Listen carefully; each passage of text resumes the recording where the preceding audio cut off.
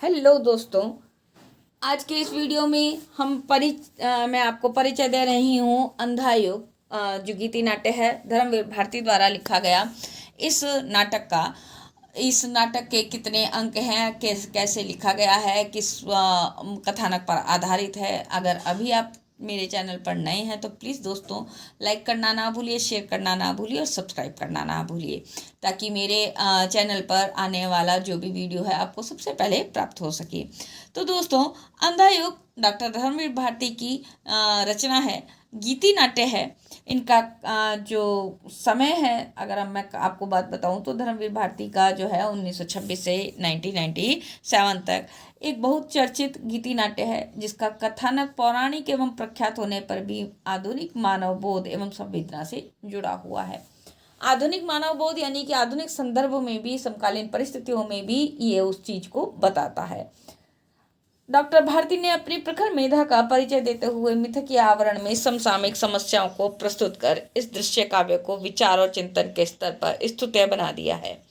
इस दृश्य काव्य में जिन समस्याओं को उठाया गया है, उनके सफल निर्वाह के लिए महाभारत की उत्तरार्ध की घटनाओं का आश्रय ग्रहण किया गया है। इस कृति में महाभारत के 18वें दिन की संध्या, 18 दिन युद्ध चला था महाभारत का, आप सभी को मालूम है।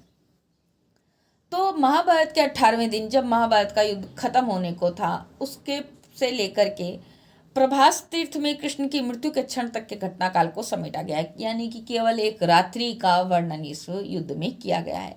केवल उन्हीं पात्रों का चयन किया गया है जो रचनाकार को अपनी बात कहने के लिए आवश्यक जान पड़ते हैं। यानी कि पूरी महाभारत में जिन जिन लोगों ने युद्ध में भाग लिया था, उन सभी का वर्णन ना करते हुए केवल उन्हीं पात्रों का सृजन अपने नाट्य में धर्मवीर भारती ने किया है, जो उनको अपनी बात कहने के लिए पर्याप्त नजर आते हैं। इस पौराणिक आख्यान को नवीन भावबोध से संपर्क करने के लिए, यानी कि जोड़ने के लिए भारती जी को जो सफलता प्राप्त हुई है, वही इस कृति की महानतम उपलब्धि कही जा सकती है। निजी अनुभूति को व्यापक सत्य के रूप में प्रस्तुत कर पाना रचनाकार की सफलता का मानदंड होता है। युग की वेदना को भोग कर जो सत्य भारती जी ने प्राप्त किया, उसके अनुसार वह अकेले मेरा कैसे हुआ। एक धरातल ऐसा भी होता है जहाँ निजी और व्यापक का बाह्य अंतर मिट जाता है, वे भिन्न नहीं रहते। यद्यपि अंधा युग के पात्र पौराणिक हैं, तथापि आधुनिक संदर्भों की प्रासंगिकता का वहन भी करते हैं। उनमें मनोवैज्ञानिक और मिथकीय धारणा का संयोग भी हुआ है।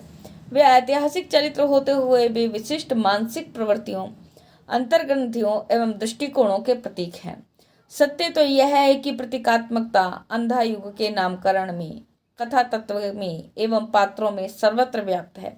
इसीलिए अंधा युग महाभारत की कथा के एक अंश का पुनराख्यान मात्र न होकर मानव के अंतर जगत को अभिव्यक्त करने वाली कृति के रूप में बहुप्रशंसित एवं बहुचर्चित भी रही है। अंधा युग का प्रकाशन हुआ दोस्तों 1954 में। तब से लेकर के यह कृति अपनी विषय वस्तु एवं शैली शिल्प के कारण बहुचर्चित रही है।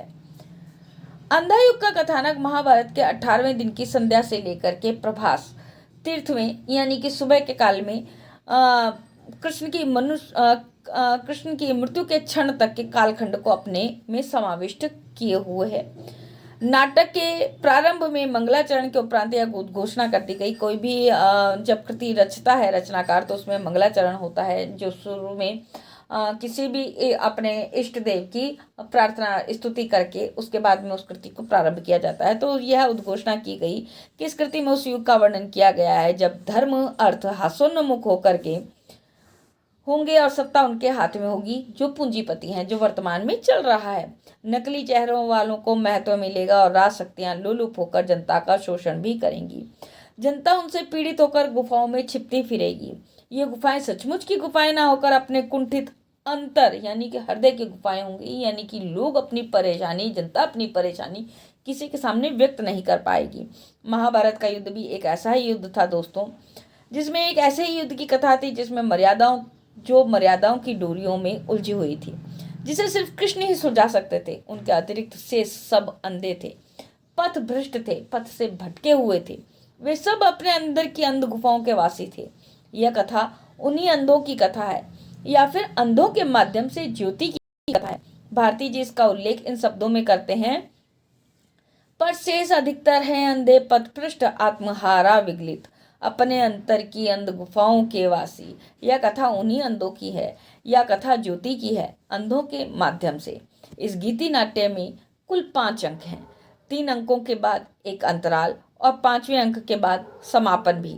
इनके नाम भी रचनाकार ने। तो दोस्तों देखिए, जो पहला अंक दे रखा है धर्मवीर भारती ने नाटक का, उसके अंदर जो आपके पास में उसका जो नाम है वो है कौरव नगरी, दूसरा अंक है पशु का उदय, तीसरा अंक है अश्वत्थामा का अर्धसत्य। इन तीनों अंकों के बाद में आपको दे रखा है एक अंतराल।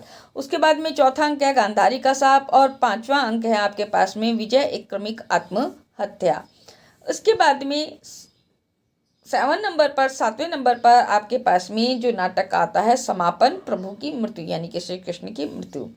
अंधायुग का कथानक दोस्तों पौराणिक होते हुए भी युगीन चेतना से यानी कि वर्तमान की चेतना से संपर्क है, जुड़ा हुआ है। अनेक देशी विदेशी महाकाव्य लिखे गए हैं अधर्म और अन्याय पर धर्म एवं न्याय की विजय का उद्घोष करने हेतु। किंतु अंधा युग जो है युद्धोपरांत मानसिकता का काव्य है, युद्ध के उपरांत की जो मानसिकता है उसका काव्य है, जिसमें विजय पांडवों की हुई, लेकिन जीवन का समग्र ढांचा नीति अनीति, सत्य असत्य, न्याय अन्याय आदि क्षत विक्षत हो चुका था, यानी कि पूरी तरीके से टूट चुका था।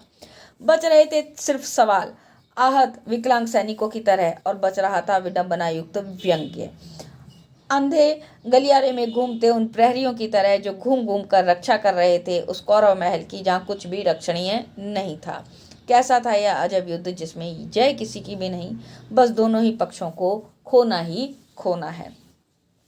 तो दोस्तों कैसा लगा वीडियो? भाषा अत्यंत सरल भाषा में आपके पास में अंधायुग का परिचय है। अगर अच्छा लगा हो तो प्लीज़ लाइक कमेंट और शेयर करना बिल्कुल भी ना भूलें, क्योंकि आपके लाइक्स कमेंट और शेयरिंग ही मेरे चैनल को ग्रो करने के लिए काम आएगी। दोस्तों आज के लिए धन्यवाद, नमस्कार।